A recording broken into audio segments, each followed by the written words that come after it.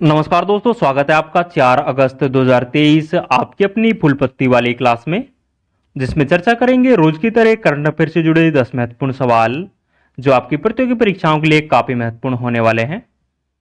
दोस्तों, यदि आपने हमारे पिछले करंट अफेयर के वीडियोज नहीं देखे हैं तो वो भी आप जरूर से देखें, जिसका लिंक इस वीडियो के नीचे कमेंट सेक्शन में मिल जाएगा।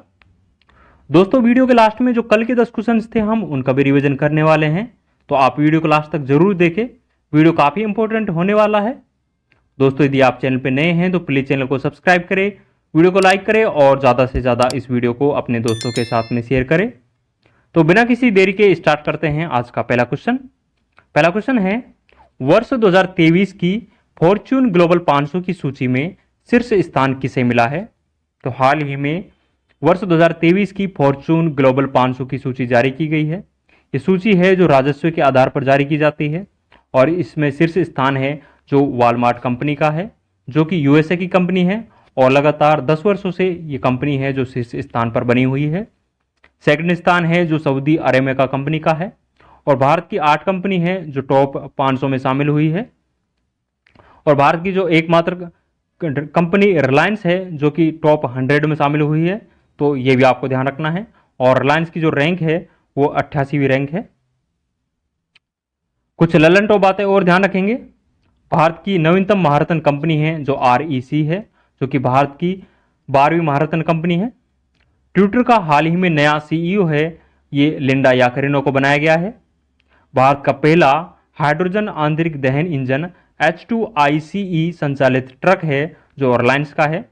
और रिलायंस इंडस्ट्रीज द्वारा लॉन्च गुड्स ब्रांड है जो इंडिपेंडेंस है, तो ये भी आपको ध्यान रखना है।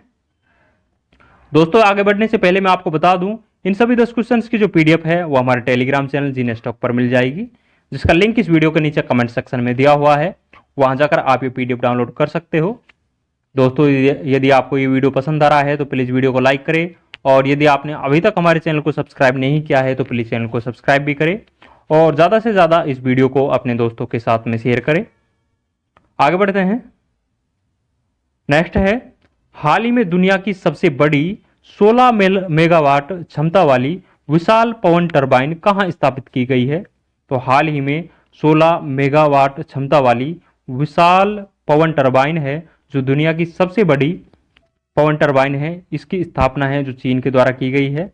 इसका नाम है जो माई SE16260 इसका नाम है और इसे दक्षिणी चीन सागर में स्थापित किया गया है, तो ये भी आपको ध्यान रखना है।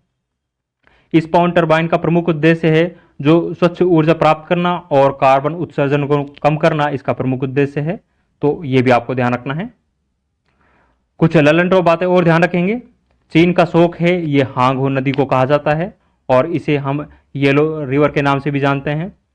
SCO का हेडक्वार्टर है ये चीन के बीजिंग में स्थित है और SCO की जो स्थापना है ये साल 1996 में SCO की स्थापना होती है। संघाई 5 के नाम से इसकी स्थापना हुई थी और साल 2001 में इसका नाम है जो SCO कर दिया गया था। भारत और पाकिस्तान है जो साल 2017 में शामिल होते हैं, तो ये आपको ध्यान रखना है। और SCO 2023 की अध्यक्षता है ये भारत के द्वारा की गई है हाल ही में। और SCO का नवीनतम सदस्य देश है जो कि 8वां सदस्य देश बना है, वो कौन सा बना है? इसका आंसर आप कमेंट सेक्शन में जरूर दें। 3 जॉर्ज डैम है ये यांगटीसी नदी पर स्थित है जो कि एशिया की सबसे लंबी नदी है। चीन की मुद्रा है जो रेमेनबी है, युवान के नाम से भी इसे हम जानते हैं, तो ये सभी पॉइंट्स भी आपको ध्यान रखना है। नेक्स्ट क्वेश्चन देखेंगे। हाल ही में CSIR NAL ने झीलों से खरपतवार हटाने के लिए जल दोस्त एयरबोट कहां लॉन्च किया है? तो हाल ही में CSIR के द्वारा NAL के सहयोग से झीलों से खरपतवार हटाने के लिए जल दोस्त एयरबोट लॉन्च किया है। ये एयरबोट है जो बेंगलुरु से लॉन्च किया गया है, तो ये आपको ध्यान रखना है। यदि CSIR के बारे में बात करें तो इसकी फुल फॉर्म है जो council of scientific and industrial research, इसकी फुल फॉर्म है। इसकी स्थापना है जो 1942 में इसकी स्थापना होती है। इसका जो अध्यक्ष है जो भारत का प्रधानमंत्री होता है, हमेशा ही इसका अध्यक्ष है जो भारत का प्रधानमंत्री होता है। और वर्तमान इसके महानिदेशक है जो नल्ला थंबा कलाई सेल्वी है जो वर्तमान में इसका महानिदेशक है, जो कि इसकी पहली महिला महानिदेशक है, तो ये भी आपको ध्यान रखना है। कुछ ललन टॉप बातें और ध्यान रख लेंगे। लीसा है जो कि एआई आधारित पहली क्षेत्रीय न्यूज एंकर है जिसे हाल ही में ओडिशा के द्वारा लॉन्च किया गया है। बार्ड चैटबॉट है जो गूगल के द्वारा हाल ही में लॉन्च किया गया है। और चैट जीपीटी जो चैटबॉट है ये ओपन एआई के द्वारा लॉन्च किया गया है। और ओपन एआई के जो वर्तमान में सीईओ है वो सैम अल्टमैन है। जस्ट आस्क चैटबॉट है ये मध्य प्रदेश ने लॉन्च किया है। मध्य प्रदेश ने ये संयुक्त राष्ट्र जनसंख्या कोष की सहायता से लॉन्च किया है। जुगलबंदी है जो एक बहुभाषी चैटबॉट है जिसे स्थानीय भाषाओं को बढ़ावा देने के लिए माइक्रोसॉफ्ट के द्वारा लॉन्च किया गया है। तो ये भी आपको ध्यान रखना है। नेक्स्ट क्वेश्चन देखेंगे, वर्ष 2023 का अर्थ ओवरशूट डे कब मनाया गया है? तो हाल ही में अर्थ ओवरशूट डे मनाया गया है, ये 2 अगस्त को मनाया गया है। इस अर्थ ओवरशूट डे को मनाने की जो शुरुआत है ये साल 2006 से इसकी शुरुआत होती है। यह अर्थ ओवरशूट डे क्या होता है इसके बारे में जान लेते हैं। अगर मनुष्य की संसाधनों की मांग प्रकृति द्वारा आपूर्ति की गई क्षमताओं से अधिक हो जाए तो उसे हम अर्थ ओवरशूट के नाम से जानते हैं। तो ये आपको ध्यान रखना है। कुछ ललन टॉप बातें और ध्यान रख लेंगे। विश्व पर्यावरण दिवस है ये 5 जून को सेलिब्रेट किया जाता है और इस वर्ष इसकी जो होस्ट कंट्री रही है वो कोटे डी आइवर इस वर्ष इसकी होस्ट कंट्री रही है। और यदि इस वर्ष थीम के बारे में बात करें तो सॉल्यूशन ऑफ प्लास्टिक पोल्यूशन है जो इस वर्ष इसकी थीम रही है। विश्व जैव विविधता दिवस है ये प्रत्येक साल 22 मई को सेलिब्रेट किया जाता है। पृथ्वी दिवस है जो 22 अप्रैल को सेलिब्रेट किया जाता है। और विश्व जल दिवस है ये 22 मार्च को सेलिब्रेट किया जाता है। तो ये भी आपको ध्यान रखना है। पहला प्लास्टिक ओवरशूट डे है ये हाल ही में 28 जुलाई को मनाया गया है। ये पहली बार मनाया गया है इसलिए काफी इंपॉर्टेंट हो जाता है। नेक्स्ट क्वेश्चन है, हाल ही में राष्ट्रपति द्रौपदी मुर्मू ने उत्कर्ष एवं उन्मेष उत्सवों का शुभारंभ कहाँ किया है? तो हाल ही में उत्कर्ष और उन्मेष उत्सवों का शुभारंभ है ये भोपाल के अंदर 3 से 5 अगस्त के बीच इन उत्सवों का आयोजन हुआ है। तो ये आपको ध्यान रखना है। उत्कर्ष महोत्सव है इसे जनजातियों की संस्कृति परंपराओं का संरक्षण एवं विकास को बढ़ावा देने के लिए उत्कर्ष महोत्सव का आयोजन होता है। जबकि उन्मेष महोत्सव है जो कि एक अंतर्राष्ट्रीय साहित्यिक महोत्सव है। तो ये भी आपको ध्यान रखना है। कुछ ललन टॉप बातें और ध्यान रख लेंगे। निर्विरोध निर्वाचित होने वाले भारत के जो राष्ट्रपति थे वो नीलम संजीव रेड्डी थे। राष्ट्रपति की निर्वाचन मंडल है जो कि अनुच्छेद 54 के अंतर्गत जो निर्वाचित एमपी और एमएलए होते हैं ये राष्ट्रपति के निर्वाचन मंडल में शामिल होते हैं। राष्ट्रपति पर जो महाभियोग लगाया जाता है जो आर्टिकल 61 के तहत जो सदन में जितने सदस्य होते हैं उनके 2/3 बहुमत से महाभियोग लगाया जाता है। तो ये भी आपको ध्यान रखना है। हाल ही में सूरीनाम का सर्वोच्च सम्मान है ये भारत की राष्ट्रपति द्रौपदी मुर्मू को प्रदान किया गया है। नेक्स्ट क्वेश्चन देखेंगे, हाल ही में देश का पहला रेडियो फ्रिक्वेंसी सीकर ऑफ आकाश का निर्माण किसने किया है? तो हाल ही में देश का पहला रेडियो फ्रिक्वेंसी सीकर ऑफ आकाश का निर्माण है ये भारत डायनेमिक लिमिटेड के द्वारा किया गया है। इसका उपयोग है जो डीआरडीओ करने वाला है। यदि डीआरडीओ के बारे में बात करें तो डीआरडीओ की जो स्थापना है ये 1 जनवरी 1958 को डीआरडीओ की स्थापना होती है।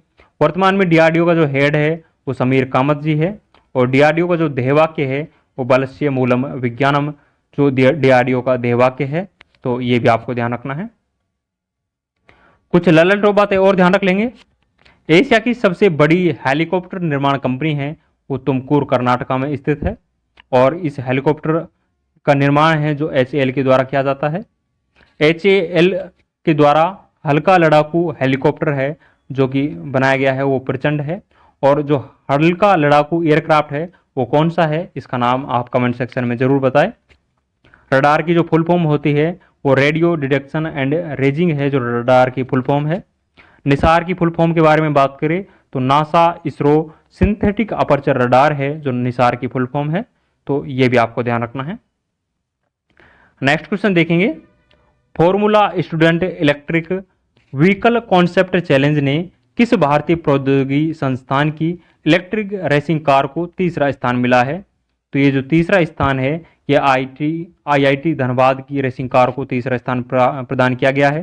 पहला स्थान है जिसमें इंडोनेशिया को प्रदान किया गया है और इसका आयोजन है जो बेंगलुरु के अंदर formula student electric vehicle concept का आयोजन बेंगलुरु के अंदर किया गया है।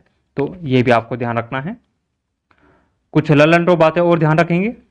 आईआईटी मद्रास का ऑफशोर कैंपस है, ये तंजानिया के जंजीबार में स्थापित किया गया है और इसकी पहली महिला महानिदेशक है जो प्रीति अगलायम को बनाया गया है। आईआईटी दिल्ली का ऑफशोर कैंपस है, यह हाल ही में यूएई के अंदर स्थापित किया गया है। परम कामरूप सुपर कंप्यूटर है, ये आईआईटी गुवाहाटी में स्थापित किया गया है। परम शक्ति सुपर कंप्यूटर है, इसे आईआईटी खड़गपुर में स्थापित किया गया है। और परम गंगा को कहां स्थापित किया गया है, इसका आंसर आप कमेंट सेक्शन में जरूर बताएं। नेक्स्ट क्वेश्चन है, हाल ही में चर्चा में रहा ऐतिहासिक कर्णकोट टीला कहां स्थित है। तो हाल ही में जो चर्चा में रहा कर्णकोट टीला है, यह हरियाणा के जो फतेहाबाद जिला है, फतेहाबाद जिला का जो भूना नामक स्थान है, इसके भट्टू गांव में ये कर्णकोट टीला स्थित है। तो ये आपको ध्यान रखना है। कुछ ललन बातें और ध्यान रखेंगे। कालीमग्गा है जो कि एक हड़प्पा सभ्यता का प्रमुख केंद्र है, ये हनुमानगढ़ राजस्थान में स्थित है और यहाँ से जुते हुए खेत के प्रमाण मिले हैं। लोथल है, ये भी एक हड़प्पा का प्रमुख केंद्र है और ये गुजरात में स्थित है। और हड़प्पा सभ्यता का प्रमुख बंदरगाह है, ये लोथल में स्थित था। धोलावीरा है, ये गुजरात में स्थित है और हाल ही में इसे यूनेस्को की जो विश्व धरोहर स्थल है इसमें शामिल किया गया है और ये भारत की 40वीं विश्व धरोहर स्थल के रूप में इसको हाल ही में मान्यता मिली है। राखीगढ़ी है, ये हरियाणा में स्थित है और ये यहाँ पर हड़प्पा सभ्यता का सबसे बड़ा संग्रहालय है जो स्थापित किया जा रहा है। तो ये भी आपको ध्यान रखना है। नेक्स्ट क्वेश्चन देखेंगे, हाल ही में सांस्कृतिक महोत्सव आदि पेरक्कू का आयोजन कहाँ किया गया है। तो हाल ही में जो आदि पेरक्कू सांस्कृतिक महोत्सव है, इसका आयोजन तमिलनाडु में किया गया है। मानसून और कावेरी नदी के सम्मान में इसका आयोजन किया जाता है। तो ये आपको ध्यान रखना है। कुछ ललन बातें और ध्यान रखेंगे, जिनमें कुछ फेस्टिवल है, इनके बारे में देखते हैं। बथुकंबा महोत्सव है, ये तेलंगाना में आयोजित होता है। खारची महोत्सव त्रिपुरा में सेलिब्रेट किया जाता है। अंबुबाची मेला है, ये कामाख्या माता मंदिर असम में सेलिब्रेट किया जाता है। फूलदेई महोत्सव है, ये उत्तराखंड में सेलिब्रेट किया जाता है। सरहुल फेस्टिवल है, ये झारखंड में सेलिब्रेट किया जाता है। तो ये सभी फेस्टिवल्स आपको ध्यान रखना है। आज का अंतिम क्वेश्चन देखेंगे। अंतिम क्वेश्चन है, हाल ही में एशिया की सबसे अधिक ऊंचाई वाली भूमि कला प्रदर्शनी सा का आयोजन कहाँ हुआ है। तो हाल ही में सा का आयोजन है, यह लद्दाख के लेह में हुआ है। यह 3600 मीटर की ऊंचाई पर स्थित है, जो कि एशिया की सबसे अधिक ऊंचाई वाली भूमि कला प्रदर्शनी है। और इसकी जो थीम रही है वो one earth one family one future इसकी थीम रही है, जो कि वर्ष 2023 में G20 की थीम रही है, जिसकी अध्यक्षता भारत के द्वारा की गई है। कुछ ललन बातें और ध्यान रखेंगे। फ्रोजन लेक मैराथन है, इसका आयोजन है जो लद्दाख में पेंगोंग झील है, इसमें इसका आयोजन किया गया है। लद्दाख का जो राजकीय पशु है उसे हम हिम तेंदुआ के नाम से जानते हैं। माउंट केटू है, ये काराकोरम पर्वत श्रेणी का हिस्सा है और इसकी ऊंचाई है जो 8611 मीटर इसकी ऊंचाई है।